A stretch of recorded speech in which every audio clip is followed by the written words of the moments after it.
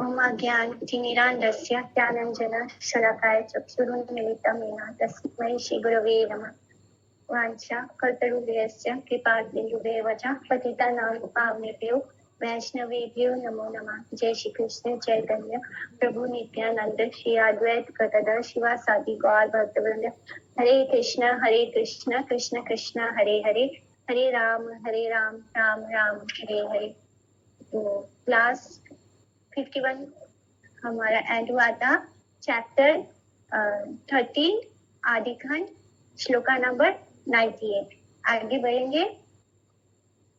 प्रभु बोले ए ठाकुर पढ़ो पढ़ा खींचू आर, पढ़ी तेव पूर्व मत शक्ति नहीं आर। तो कल इस तरह दिग्विजय को प्रभु ने, इस तरह प्रभु को देखकर ही उनके अंदर इतना भय आ गया था कि उन्होंने बोला तो बहुत कुछ, सबको बहुत सुंदर भी लगा। सारे शिष्यों को लग रहा था कि ऐसा किसी मनुष्य के लिए पॉसिबल ही नहीं है कि एक पल में वो इतनी स्तुति गा रहा है संस्कृत में।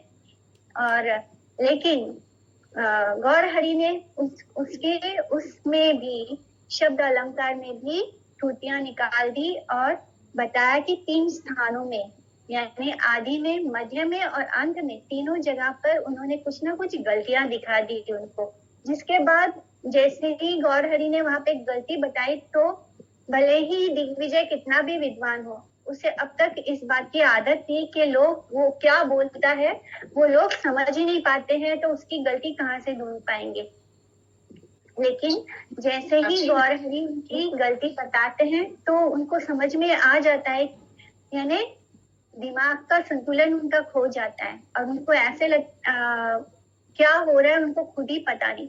और उस अपने आप को सही साबित करने के लिए उल्टा पुल्टा वो 7-5 बार कुछ बोलते हैं, किंतु भली भांति वो अपनी बात को समझा ही नहीं पा रहे, क्योंकि वो खुद ही नहीं समझ पा रहे हैं। जब आदमी को जीतने की आदत हो जाती है तो दिमाग जो होता है वो कैसे होता है, रेस्ट मोड पे होता है, यानी वो आराम, जैसे उसको आराम की आदत हो गई है। उसको मालूम है बस मैं जो बोलूंगा उसके बाद तो कोई उस बात को समझ ही नहीं पाएगा, कोई उसमें गलती निकाल ही नहीं, मतलब वो जिस स्पीड में बोलते हैं उसमें किसी को कब सुनने का मौका मिलेगा, कब समझने का मौका मिलेगा, कब बोल पाएंगे कि हाँ अपनी यहाँ गलती थी। तो उनको इस चीज की आदत हो गई और अचानक जब गौर हरि ने उनकी गलतियां बताई तब एकदम से दिमाग एकदम जैसे बंद हो गया। तो इस तरह वो समझ ही नहीं पा रहे हैं कि वो खुद ही नहीं समझ, ना तो अपने आप को समझा पा रहे, ना ही अपनी बात को ही समझ पा रहे हैं, उल्टा पुल्टा वो बोलने लगते हैं। और अचानक से ऐसे हो जाता है जैसे उनका दिमाग पूरी तरह बंद हो गया है, बुद्धि उनकी ना जाने कहाँ चली गई है, उनके अंदर कोई प्रतिभा बची है ऐसे लग रहा है कुछ भी नहीं है। और विप्र स्वयं अपनी ही बात भी नहीं समझ पा रहे थे, तो वो बोलते क्या उनको पता ही नहीं, वो बोल क्या रहे हैं, इस तरह वो खुद को भी नहीं समझ पा रहे हैं। तब प्रभु बोले इसे रहने दीजिए और कुछ पढ़िए, किंतु उनमें अब और पूर्ववत पढ़ने की भी शक्ति नहीं रही। अब उन्होंने उनको बोला कि अब ये सब छोड़ दीजिए और कुछ पढ़कर बताइए, लेकिन अब उनकी ऐसी दशा हो गई है, क्योंकि एक इंसान जो सब जगह जीत रहा हो, इतने सालों से लगातार जीत रहा हो, अचानक किसी ने उसकी गलती बता दी तो वहीं पे दिमाग बंद हो जाता है। नॉर्मल इंसान, हम सब भी अपने आप को उस जगह पर रखकर सोच सकते हैं कि हम कभी भी किसी से कभी हारे ही ना हो और अचानक कोई हमारी गलती बता दे तो हमारा दिमाग उसी वक्त बंद हो जाएगा। तो ये तो दिग्विजय है, इनको तो हारने की आदत ही नहीं है, इनको तो इस चीज की आदत ही नहीं है। और अचानक प्रभु ने उनकी गलती बता दी है और उनको इंटरनली उनको पता है कि वो गलत ही है, वो जो बोल रहे हैं गौर हरि वो सही है। और उस वक्त शून्य हो जाता है। हरे कृष्ण। तो इस वक्त उनका दिमाग शून्य हो जाता है और फिर जब प्रभु बोलते हैं कि कुछ पढ़ के बताया तो अब उनमें पहले की तरह वो कॉन्फिडेंस भी नहीं है और ना पढ़ने की कोई शक्ति है। प्रभु के समीप दिग्विजय के मोह समर्थन में ग्रंथकार का कैमुत्व न्याय का दृष्टांत, साक्षात श्रुति की भी गोपनीय और स्तवनीय वस्तु गौर नारायण। तो जो भी स्तुति है, जो भी श्रुति है वो सबका माने जितनी भी वेद है, जितनी भी स्तुतियां हैं, जो कुछ भी है, उसका लक्ष्य क्या होता है? गौर नारायण यानी भगवान श्री हरि हुए। लेकिन लोग जो ज्ञानी होते हैं वो इस बात को नहीं देख पाते कि शास्त्रों का लक्ष्य भगवान हरि की भक्ति है। वो उन चीजों में, उन शब्दों में उलझ कर रह जाते हैं। को न चित्रता सन मोह प्रभु स्थाने, वेद्य उपाय न मोह यार विद्यमाने। जिन प्रभु के सम्मुख वेद भी मोहित हो जाते हैं, उनके सम्मुख दिग्विजय का मोहित हो जाना कौन सी विचित्र बात है? ये कोई बड़ी बात तो है नहीं। भगवान के सामने तो वेद भी मोहित हो जाते हैं, तो दिग्विजय कौन सी वेद से बड़ा हो गया? आपने अनंत चतुर्मुख पंचानन, या सबर दृष्टि हया अनंत भुवन। ताराओ पाए न मोह यार विद्यमाने, कोना चित्र से विप्रेरा मोह प्रभु स्थाने। तो स्वयं श्री अनंत देव ब्रह्मा एवं शिव, जिनकी दृष्टि से अनंत भुवनों का सृजन, रक्षण एवं लय होता है, वे देव भी जिन प्रभु के सम्मुख मोहित हो जाते हैं, फिर उन विप्र का प्रभु के सामने मोहित हो जाना कौन सी विचित्र बात है? तो it is just very normal कि शिव जी का तो हमने देखा था, जब भगवान का मोहिनी रूप देखते हैं तो वो किस तरह उनके पीछे भागने लगते हैं। शिव जी जब विष्णु जी मोहिनी का रूप लेते हैं, तब शिव जी उनसे ऐसे मोहित हो जाते हैं कि उनके पीछे पीछे भागने लगते हैं। तो जब अनंत देव ब्रह्मा शिव भी उनसे मोहित हो जाते हैं, तो दिग्विजय का मोहित होना कोई बड़ी बात नहीं है, विचित्र बात नहीं है। लक्ष्मी सरस्वती आदि यत योग माया, अनंत ब्रह्मांड मोहे या सबर छाया। तो लक्ष्मी सरस्वती आदि जितनी योग माया है, उनकी छाया से अनंत ब्रह्मांड मोहित हो जाते हैं। ताहारा पाए न मोह यारा विद्यमाने, अतएव पाछे से ठाकी न सर्वशन। तो वे योग माया भी उन प्रभु के सम्मुख सम्मोहित हो जाती है, इसलिए वे सदा उनके पीछे रहती हैं। तो जो लक्ष्मी जी है, सरस्वती जी है, और जितनी भी योग माया है, उनकी छाया से अनंत ब्रह्मांड मोहित है। छाया माने जो दुर्गा देवी है, जो बहिरंगा शक्ति है, वो क्या है? वो योग माया की छाया है। तो जो योग माया की छाया है, महामाया, उनसे पूरा ही अनंत ब्रह्मांड मोहित होकर पड़ा है, क्योंकि उन्होंने हम सबको माया में डाल रखा है। लेकिन जो सरस्वती लक्ष्मी है, जिनसे पूरा जिनकी छाया मात्र से पूरा ब्रह्मांड मोहित हुआ पड़ा है, वो योग माया भी भगवान से, प्रभु से सम्मोहित है। तो फिर इतनी सम्मोहित है कि वो हमेशा उनके पीछे रहती है। तो इस तरह ये जो दिग्विजय है, इसका तो मोहित होना माने कोई बड़ी बात नहीं है। वेदा करता शेषा ओ मोह पाए यारा स्थाने, कोना चित्र दिग्विजयी मोह वाताहाने। तो वेद करता श्री शेष भी जिनके सम्मुख मोहित हो जाते हैं, उनके सामने दिग्विजयी का मोहित हो जाना कौन सी विचित्र बात है। मनुष्य ये सब कार्य असंभव बड़ा, तेई बोली तारा सकल कार्य दड़ा। तो ये सब कार्य मनुष्यों के द्वारा होने बड़े असंभव है, इसलिए हम कहते हैं कि उनके ये सभी कार्य सर्वोपरि हैं। तो भगवान के सामने मनुष्य का माने मनुष्य कुछ भी है ही नहीं, उसका कोई अस्तित्व उतना है ही नहीं। विमुख दीन जीव का तारण ही भक्त और भगवत अवतार लीला का अन्यतम तात्पर्य। मूले यथा किछु कर्म करे न ईश्वरे, सकली निष्ठा रहे तू दुखिता जीवरे। तो ईश्वर जो कुछ कर्म करते हैं, ये सब मूलतः दुखित जीवों के निस्तार के लिए होता है। तो भगवान जो कुछ भी करते हैं, तो हम जो जीवात्मा या दुखी हैं, हमारे भले के लिए ही करते हैं, हमारा भला ही होता है, उसमें हमारा निस्तार ही होता है। तो इस तरह भगवान श्री गौर नारायण के निकट श्री अनंत देव का भी मोह श्लोक में यानी श्रीमद भागवतम में आता है कि नारद के प्रति ब्रह्मा की युक्ति में मैं और तुम्हारे ये आग्रज सनक आदि मुनिवृंद कोई भी उन परम पुरुष पुरुषोत्तम की माया का जो बल है, स्वरूप शक्ति का वैभव है, उसको नहीं जानते हैं। और फिर जो सामान्य जीव मात्र है वो किस प्रकार से उसे जानेंगे। यहाँ तक कि सहस्त्रानंद आदि देव श्री अनंत देव उनका गुणगान करते करते आज तक उनका पार नहीं पा सके। कोई भी भगवान को समझ नहीं सकता। ये मैंने सारे शास्त्र इस बात का बताते हैं, इस बात को बोलते हैं कि कैसे श्री आनंद देव भी उनके गुणगान कर रहे हैं, आज तक किए जा रहे हैं, अपने अनंत मुख से किए जा रहे हैं, किंतु अभी तक वो जो महिमा है वो महिमा खत्म होने का नाम ही नहीं ले रही। इतनी महिमा है श्री गौरहरि की। और वही भगवान जिनके सामने हमारा कोई मनुष्य का तो कोई अस्तित्व ही नहीं है, और फिर भी वो मनुष्य भी उस भगवान को जीत सकता है। कैसे? भगवान की भक्ति से।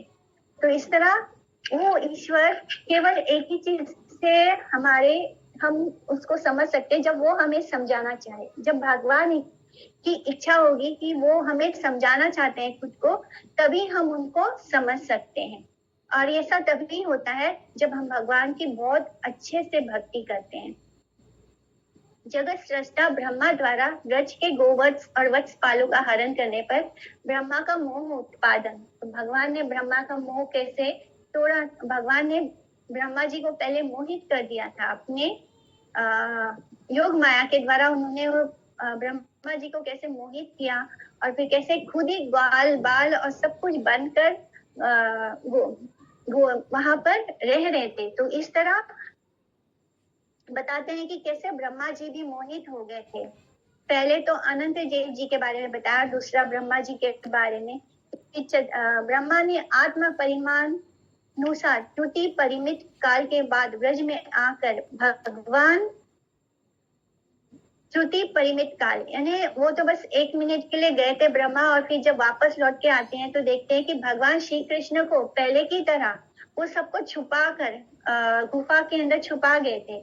लेकिन यानी उनको किडनैप कर लिया था, सारे गोवत्स पालकों को सबको किडनैप करके केव्स के अंदर, गुफा के अंदर रख दिया था। और फिर वो 1 मिनट के लिए अपने ब्रह्म लोग जाते हैं और वहां से लौट जस्ट उनका तो एक मिनट ही था, एक त्रुटि था, तो वो जाते हैं और लौट कर आते हैं। तब तक क्या देखते हैं, यहाँ पर तो 1 साल बीत गया था, और यहाँ पर वो देखते हैं कि श्री कृष्ण तो पहले की तरह ही वत्सपालों के साथ प्रापंचिक, जिस तरह उन्होंने उनको बैठा में क्रीड़ा करते हुए देखा था यमुना कुलीन के पास, उसी तरह वो बैठकर अपनी क्रीड़ा कर रहे हैं। जिसे देखकर ब्रह्मा मन ही मन इस प्रकार विचार करने लगे कि गोकुल में जितने बालक और गोवत्स थे वे सभी तो मेरी माया शैया और कपस शयन कर रहे हैं। यानी उन्होंने उनको सबको केव में, गुफा में छुपा कर उनको निद्रा में डाल दिया था अपनी माया से। तो फिर मेरी माया से मोहित उन सब गोप शिशु और गोवत्सों से पृथक ये सब गोप शिशु और गोवत्स यहाँ पर कहाँ से और किस प्रकार आए हैं? तो वो विचार करने लग गया कि ये सब लोग कहाँ से आ गए। अनेक क्षण विचार और ध्यान करने पर भी उन गोवत्सों में कौन से सत्य कौन से असत्य हैं, या वे किसी भी प्रकार नहीं जान पाए। इस प्रकार माया मोहातीत विश्व विमोहन साक्षात भगवान विष्णु को अपनी माया द्वारा मुक्त करने के प्रयास में ब्रह्मा स्वयं ही विमोहित हो गया। जैसे हिम कोणाद्भुत अंधकार अंधेरी रात को पृथक भाव से आच्छादन नहीं कर सकता, अभी तो उसमें ही लीन हो जाता है। और जैसे जुगनू का आलोक सूर्यालोकी दिवस को अलग से प्रकाशित नहीं कर सकता, उसी प्रकार मायातीत कृष्ण और कृष्ण भक्त के निकट इतर माया कुछ भी नहीं कर सकती है। अपने बंदे ही अपने विक्रम का विनाश कर देती है। तो इसी तरह भगवान की माया से ब्रह्मा को इस बात का एक्सपीरियंस है कि कैसे वो भगवान की माया से विमोहित हो चुका है। पंचानन का मोह, भगवान हरि ने दानवों को मोहिनी रूप से विमोहित करके देवताओं को सोमपान कराया है। और यह देखकर भवानी पति महादेव अपनी पत्नी उमा और अनुचरों के साथ श्री हरि के उसी मोहिनी रूप के दर्शन अभिलाषी होकर उनके निकट गए और पूजा करके कहा कि हे परमेश, आपकी माया द्वारा अपहृत मति में मैं ब्रह्मा और मरीचि आदि महर्षि गण यद्यपि मंगल देने वाले सत्वगुण के द्वारा उत्सुष्ट हूँ। मतलब हम सब सत्वगुण में हैं, फिर भी हम सब आपकी बात तो दूर आपके विरचित इस विश्व का तत्व भी नहीं जानते हैं।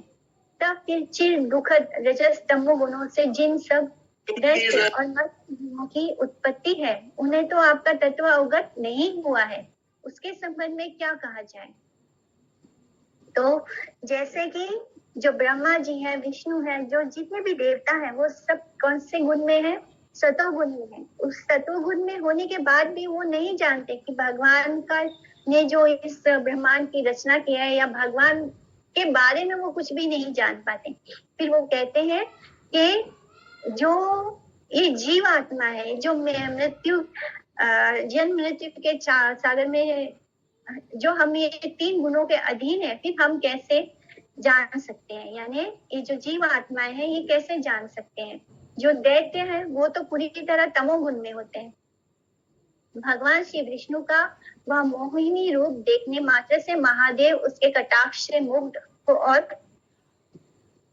विवल चित होकर स्वयं को एवं समीपवर्ती उमा और अपने पार्षदों को भी ना जान सके। मोहिनी द्वारा भगवान शिव का विज्ञान अपहृत होने के कारण वे मोहिनी के माया विलास में काम विवल हो गए।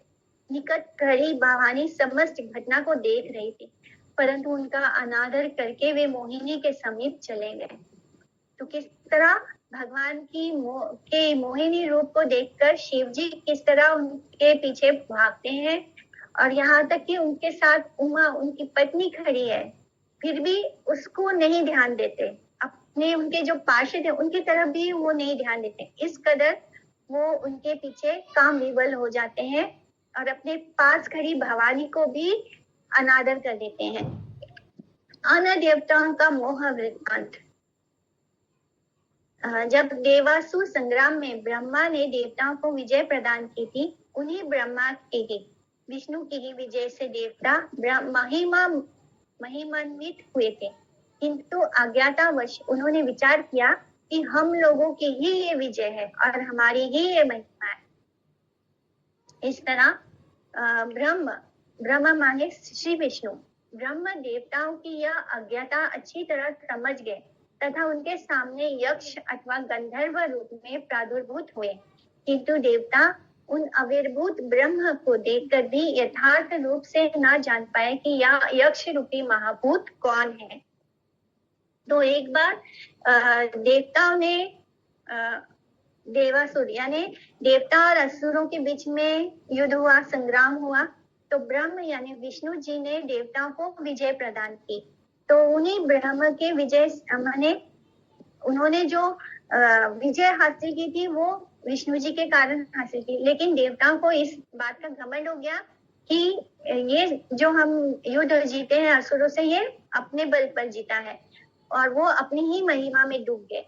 लेकिन तब उनका ये अहंकार तोड़ने के लिए क्या किया, श्री ब्रह्म ने देवताओं की यह अज्ञाता अच्छी तरह समझ गए तथा उनके सामने वो एक गंधर्व के रूप में प्रकट होते हैं।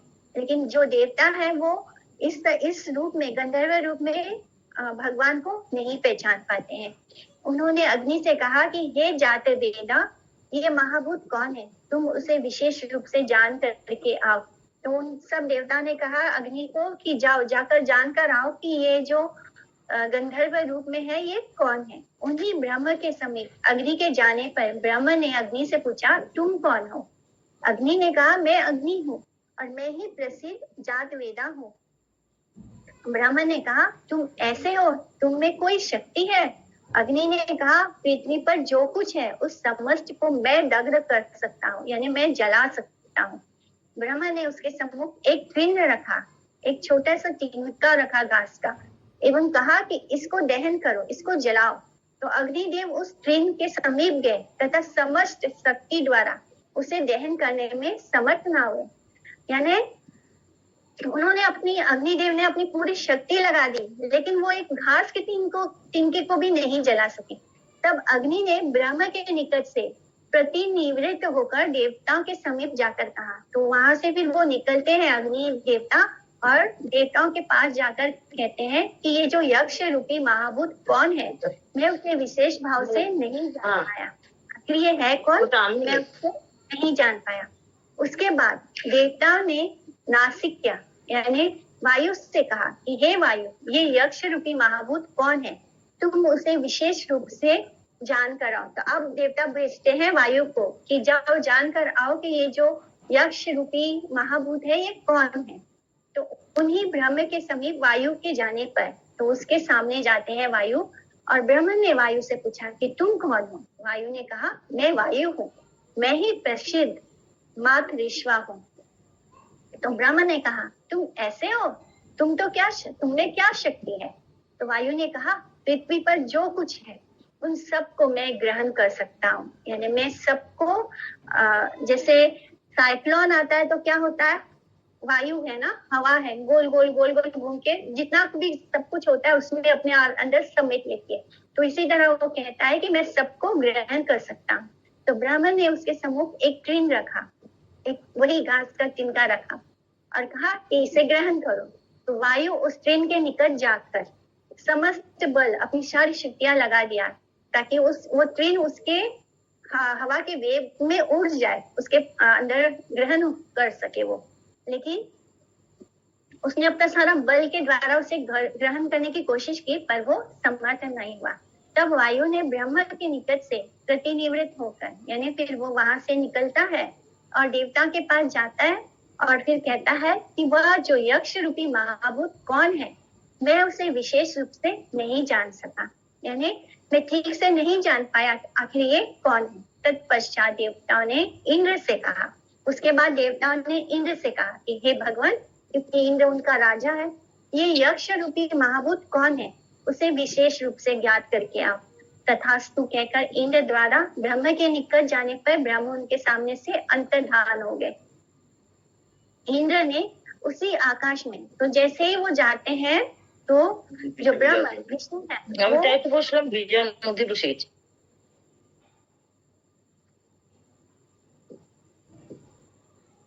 तो जो विष्णु है वो वहां से अंतर्धान हो जाते हैं, गायब हो जाते हैं।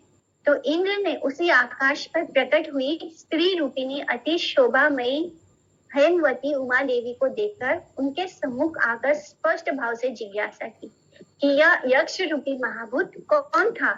उमा देवी ने स्पष्ट भाव से कहा, ये ही ब्रह्म है, यानी विष्णु है। इन ब्रह्म की ही, श्री विष्णु की ही विजय से तुम इस प्रकार महिमा युक्त हुए हो। उमा देवी के वाक्य सुनकर ही इंद्र निश्चित रूप से जान सके कि वे ब्रह्म अर्थात विष्णु ही थे। इस तरह देवताओं भी के अंदर एक जितना उनको घमंड है कि मैं ही ये करता हूँ, बहुत सारे लोग देवी देवताओं के भक्ति करते हैं, तो उनके अंदर ये शक्ति कहाँ से आती है, भगवान श्री हरि से आती है। उनमें अगर भगवान हरि ना चाहे तो एक घास को भी ना तो वो उसको जला सकते हैं ना उसको उड़ा सकते हैं। इस तरह योग माया बद्ध जीव की भोक्ता बुद्धि से उत्पन्न आवरण और विक्षेप आत्मक दोनों उपाधियों का अपसारण करके निरुपाधि कृष्ण की सेवा प्राप्ति में सहायता करती है। वही योग माया ईश्वर विमुख जीवों के भोग्य रूप से उद्देश्य होने मात्र से उनमें मोह उत्पन्न करके उनको प्रपंच के इस ब्रह्मांड में भ्रमण कराकर शासन करती है। तो जो योग माया हम बद्ध जीवों को उत्पन्न करती है, क्योंकि जैसे ही हमारे अंदर भोग करने की इच्छा होती है, डिजायर्स आते हैं, मते भोग करने की इच्छा आती है, तो हमें इस संसार में भेज दिया जाता है। और फिर अगर हमारे अंदर कृष्ण के प्रति जो भक्ति जाती है, तब यही योग माया हमें कृष्ण के पास भी लेके जाती है। लेकिन अगर हम ईश्वर से विमुख हो जाएं, तो ये हमें इस संसार के प्रपंच में उलझा देती है। अपने जो उनकी 3 गुण है उनके अंदर उलझाकर वो हमें इस संसार में लगा देती है। तो वही हमें भगवान के पास भी ले जा सकती है। अगर हम कृष्ण भक्ति करते हैं तो वो योग माया हमारी सहायता करती है, और अगर हम उनसे विमुख हो जाते हैं कृष्ण से, तो वो हमें इस संसार के ब्रह्मांड के प्रपंच में लगा देती है। तो ये जो प्रापंचिक भोग्य जड़ जगत में बद्ध जीवों की तत्कालिक भोग बुद्धि से उत्पन्न मूढ़ता में आबद्ध होने की सहज योग्यता वर्तमान है। नित्य भूमिका पर वैकुंठ में अज्ञान अनुपादेयता परिच्छेद आदि धर्मों के ना रहने के कारण वहां पर योग माया भगवत सेवानुकूल वृत्ति युक्ता होने से भगवत विमुख बद्ध जीवों में प्रापंचिक भोग का विचारों के परिणाम स्वरूप भगवत सेवन प्रतिकूल विवर्त बुद्धि उत्पन्न करके उनको विमोहित करते रहती है। लक्ष्मी सरस्वती आदि भगवत इच्छा शक्ति समूह की छाया रूपिणी माया एवं उसके समस्त वैभव समूह ब्रह्मांड में ब्रह्मशील भगवत विमुख बद्ध जीवों में जड़ इंद्रिया ज्ञान प्रदान के रूप में विज्ञान की विपरीत अज्ञान के जाल का ही विस्तार करती है। तो इस संसार को जानने का जो हमें ज्ञानी होने का जो दंभ करते हैं वो एक्चुअली में क्या है, वो अज्ञानता है। और वो हमें माया देवी जो है वो हमें उसमें उलझा देती है। इस तरह वो हमें विमोहित कर देती है और इस संसार में ही उलझा कर रखती है। आगे बढ़ते हैं।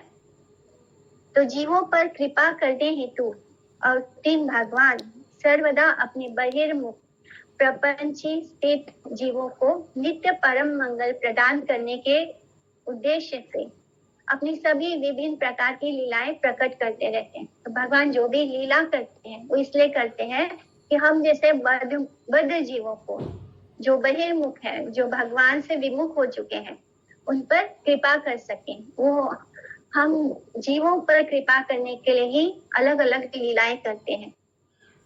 उनकी प्रत्येक लीला, हर लीला जीव उद्धार की इच्छा से ही अनुष्ठित होती है। तो हम सब जीवात्माओं का उद्धार हो सके, इसी इच्छा से वो अपनी हर लीला को करते हैं। इस प्रसंग में तथ्य व अनुकंपा श्लोक विशेष रूप से मनन करने योग्य है। भागवत विमुख बद्ध जीव आपात मधुर किंतु परिणाम में अमंगलकर विचारों में प्रमत्त होकर भगवान की नित्य मंगलमयी इच्छा में भी दोष प्रदर्शन करते रहते हैं। इसलिए उनकी बद्ध अवस्था अथवा अज्ञान है।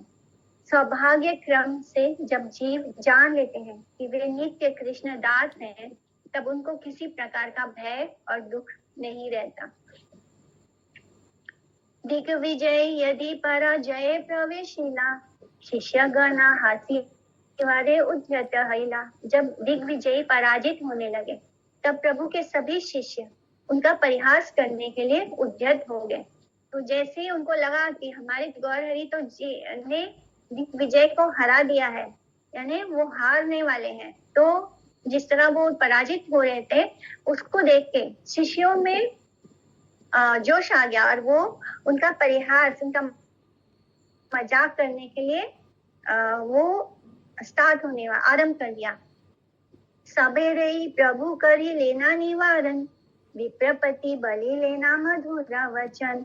तो प्रभु ने उन सब शिष्यों का निवारण किया और दिग्विजय के प्रति मधुर वचन कहने लग गए। तो प्रभु इस बात को समझ गए कि उनके शिष्य जो है वो उसका परिहास करने वाले हैं, तो उन्होंने उस बात को वहीं पे काट दिया, अपने शिष्यों का निवारण किया, उनको शांत किया शिष्यों को, और दिग्विजय के प्रति बहुत मधुर वचन बोलने लगे।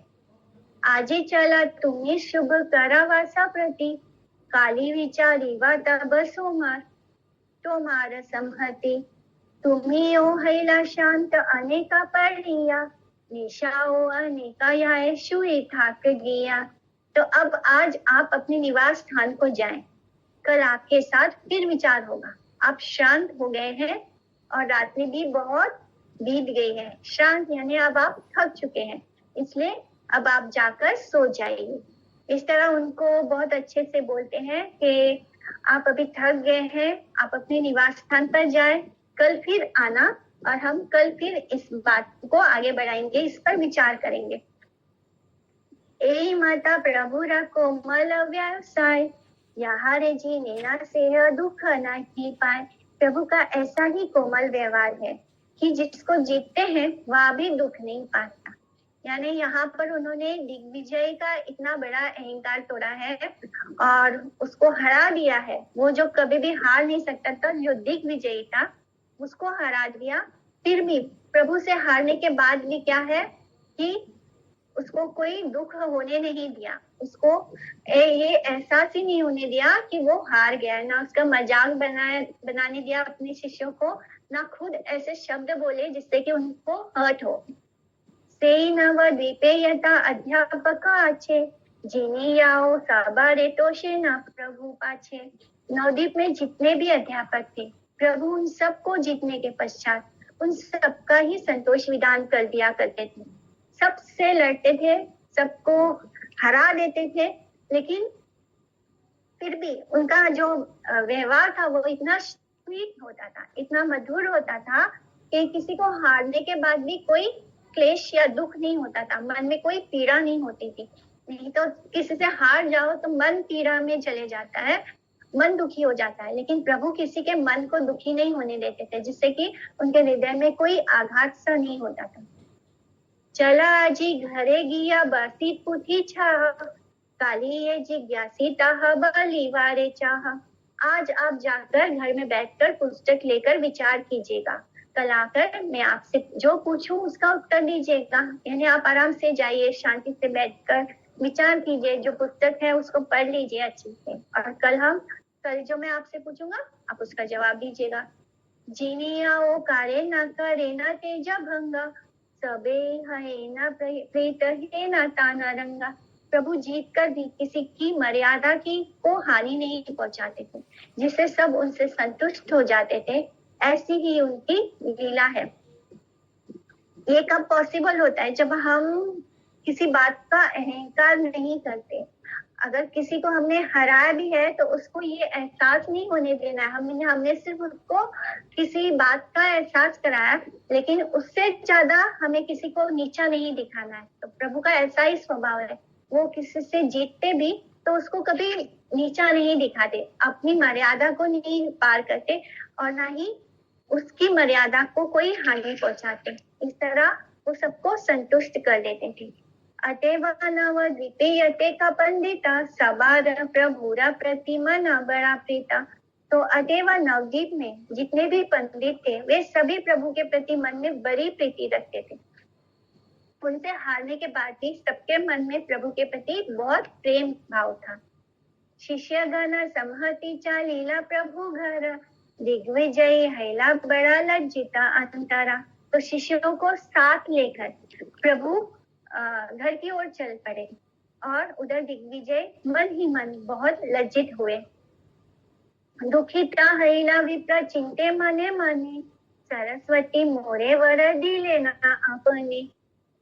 दिग्विजय विप्र दुखित होकर मन में दुखी हो रहा है और मन ही मन सोचने लगा कि मुझे तो स्वयं सरस्वती ने वरदान दिया था, फिर आज ऐसा कैसे हो गया, मैं कैसे हार सकता हूँ। तो मन में विचार और द्वंद्व चल रहा है। न्याय सांख्य पातंजल में मानसा दर्शन, वैशेषिक वेदांत निपुण यथा जन, हेना जन ना देखिलु संसार भीतरे, जीनिते की दाए मोर सने कक्षा करे। तो जो व्यक्ति न्याय सांख्य पातंजल मीमांसा वैशेषिक वेदांत इन सभी दर्शन शास्त्रों में निपुण है, उनमें से संसार में किसी को भी ऐसा नहीं देखा जो मुझे जीतने की बात तो दूर प्रतियोगिता में मेरे सम्मुख भी खड़ा हो सके। मैंने अब तक तो वो ऐसे किसी व्यक्ति से नहीं मिले जो इतने, वो सब जगह जा चुके थे, सब ज्ञानियों से मिल चुके थे, लेकिन किसी में इतनी हिम्मत ही नहीं थी कि वो उनके सामने आकर खड़ा हो सके दिग्विजय के सामने। और ये कैसे हो गया? मैंने बार बार उनका मन यही विचार कर रहा है, कोई भी प्रतियोगिता में उनके सम्मुख भी नहीं खड़ा हो सक रहा था। शिशु शास्त्र व्याकरण पर आए ब्राह्मण, से मोरे जी नीला हेना विधिरा गठन। अब वो सोच रहे हैं कि ये ब्राह्मण जो शिशु शास्त्र व्याकरण पढ़ाता है, यानी बच्चों को ग्रामर पढ़ाता है, शिशु शास्त्र है, यानी ये बहुत ही मतलब छोटे बच्चों को पढ़ाने वाला ग्रामर है, और उसने मुझको जीत लिया, ये विधि का ही विधान है। तो ये ब्राह्मण बालक प्राथमिक शास्त्र सामान्य व्याकरण का अध्यापक मात्र है, किंतु हाय अपने कर्म दोष से इसके निकट ही मुझको पराजित होना पड़ा। तो वो सोच रहा है कि ये कोई विधि का विधान है या मेरा प्रारब्ध है जिसके कारण ऐसा हो रहा है। यह सत्य है कि वेदांग वेद पुरुष के मुख सादृश्य व्याकरण शास्त्र ही शास्त्र पाठ्यर्थियों का आदि पाठ्य ग्रंथ है, किंतु केवल व्याकरण शास्त्र का अध्यापन या इसमें निपुणता रहने से ही साहित्य, अलंकार, स्मृति और दर्शन आदि शास्त्रों में पारदर्शिता नहीं होती है। कोई कितना भी ग्रामर में निपुण हो, उससे क्या होता है? उसके वजह से साहित्य, अलंकार, स्मृति, दर्शन आदि शास्त्रों में वो एक्सपर्ट नहीं हो जाता। यह भी अविसंवादित सत्य है। तब भी इस शुद्ध बालक व्याकरण के अध्यापक के निकट मेरे जैसे प्रवीण शास्त्र योद्धा को भी पराजित होना पड़ा। इस बात का उनको अंदर से बहुत धक्का लगा है। सरस्वती रावरे अन्यथा देखी हया, एहो मोर चित्ते बड़ा लागिला संशया। इस प्रकार से तो सरस्वती का वर भी अन्यथा हो गया, माने सरस्वती देवी ने मुझे जो वरदान दिया वो भी व्यर्थ ही हो गया। इससे भी मेरे चित्त में बड़ा संशय उत्पन्न हो गया, क्या मुझे एक्चुअली में ये वरदान प्राप्त हुआ था? तो अब उनको डाउट आ रहा है मन में। इष्ट देवता के चरणों में किसी त्रुटि का ही अपनी हद बुद्धिता के कारण रूप से अनुमान करना। फिर उनको लगता है कहीं मुझसे सरस्वती देवी का, वो एकमात्र सरस्वती देवी के भक्त थे, तो वो सोचते हैं कहीं मुझसे उनकी पूजा अर्चना में कोई गलती तो नहीं हो गई।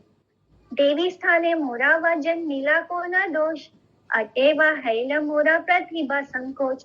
निश्चय ही देवी के प्रति मुझसे कोई अपराध हुआ होगा जिसके कारण मेरी प्रतिभा संकुचित हो गई है। इस तरह वो सोच रहे हैं कि ये जो मेरा टैलेंट है वो इतना नैरो कैसे हो गया, जरूर मुझसे कोई देवी के प्रति अपराध हो गया है। तो अब देख रहा हूँ कि इस व्याकरण अध्यापक ब्राह्मण वटु के निकट पराजित होने से मेरी इष्ट सरस्वती देवी से प्राप्त वर संपूर्णतः विफल हो गया है। इसलिए मेरे मन में विभिन्न प्रकार के संदेह उपस्थित हो रहे हैं। जिन देवी को प्रसन्न करके मैंने उनके निकट से दिग्विजय का वर प्राप्त किया है, निश्चय ही मेरे किसी अपराध से उनको अप्रसन्नता हुई है।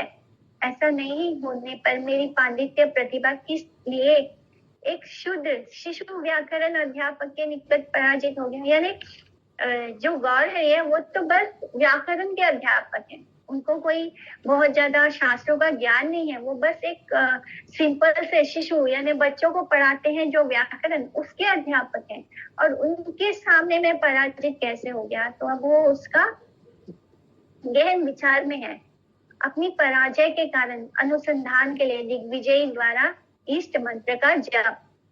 अवश्य इहार आजी बुझी व कारण, एता बलि मंत्र जपे बसीला ब्राह्मण।